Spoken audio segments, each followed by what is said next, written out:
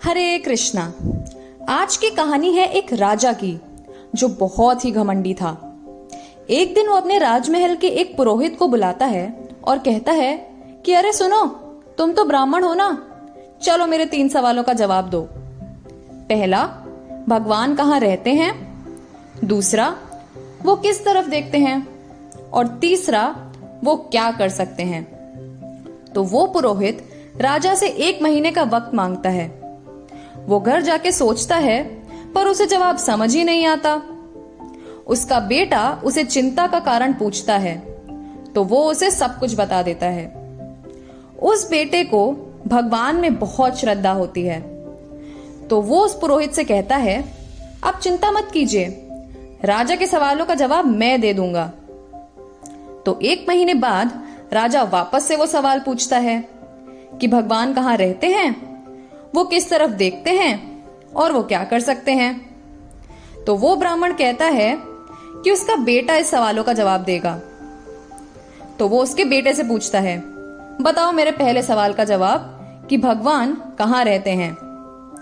तो वो लड़का कहता है, इसके लिए मुझे एक दूध का ग्लास चाहिए। तो उसके लिए दूध का ग्लास लाया जाता है।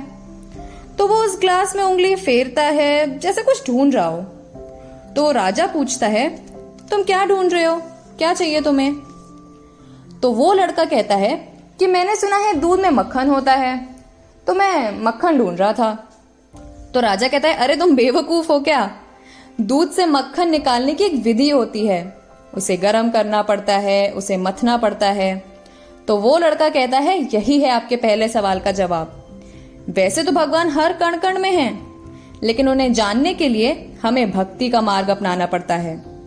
राजा खुश हो जाता है और कहता है, ठीक है, मेरे दूसरे सवाल का जवाब दो कि वो किधर देखते हैं। तो वो लड़का कहता है कि इसके लिए मुझे कैंडल चाहिए होगी। तो कैंडल लाई जाती है। वो लड़का उसे जलाता है और राजा को पूछता है कि बताइए इसकी रोशनी कहाँ पड़ रही है। तो राजा कहता है, सब दिशा में इक्वली पड़ रही है।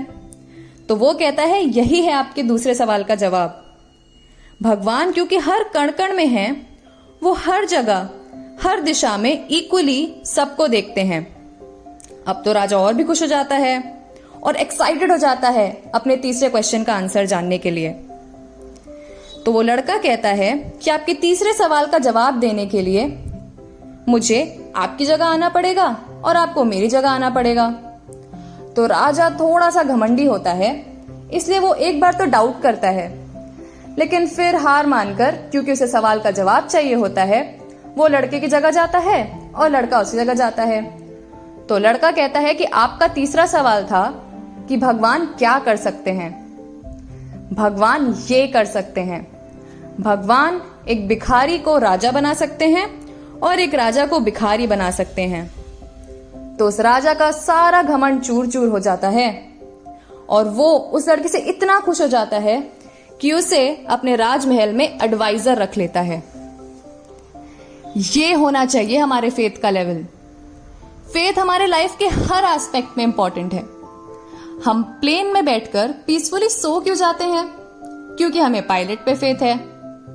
बच्चे को जब हवा में उछाला जाता है तो वो हंसता है क्योंकि उसे फेथ है कि कोई ना कोई उसे पकड़ लेगा और गिरने नहीं देगा।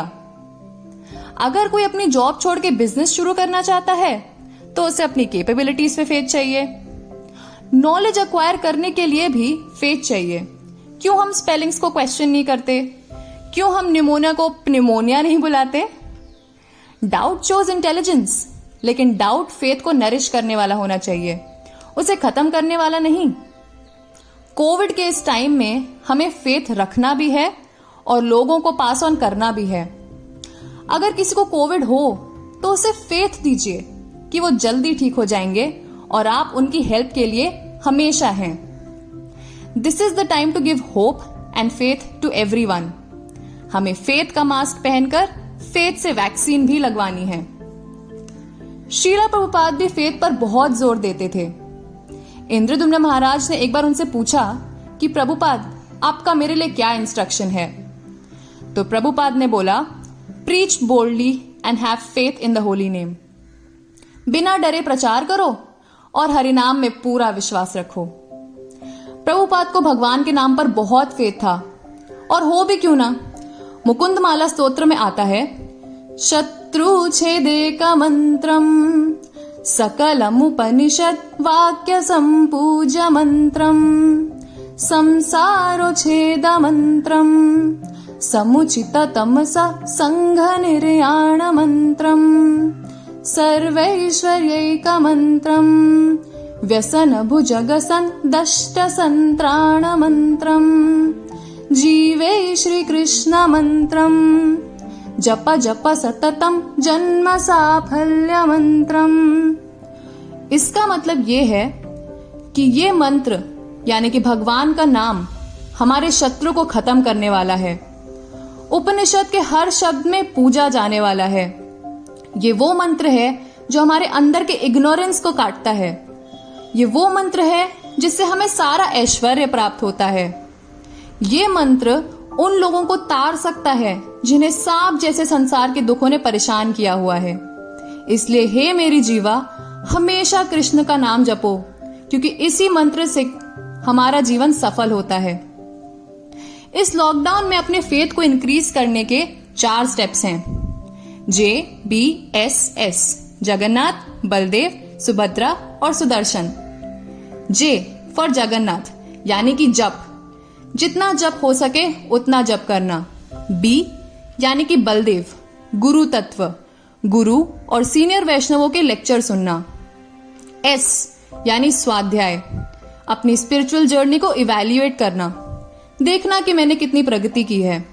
और लास्ट S फॉर सुदर्शन यानी कि सेवा, अपने डेटीज की और वैष्णवों की भी। हम वैष्णवों की फिजिकल सेवा तो इस समय नहीं कर सकते, लेकिन बहुत वैष्णव हैं जिन्हें फाइनेंशियली हेल्प चाहिए या जिन्हें किसी और तरीके से हेल्प चाहिए हो सकती है इस समय। तो हमें ट्राई करना है कि हम उनकी ज्यादा से ज्यादा सेवा कर सकें। इन तरीकों से हम अपना और दूसरों का फेथ का लेवल बढ़ा सकते हैं और अपनी भक्ति को भी स्ट्रॉन्ग कर सकते हैं। हरे कृष्णा।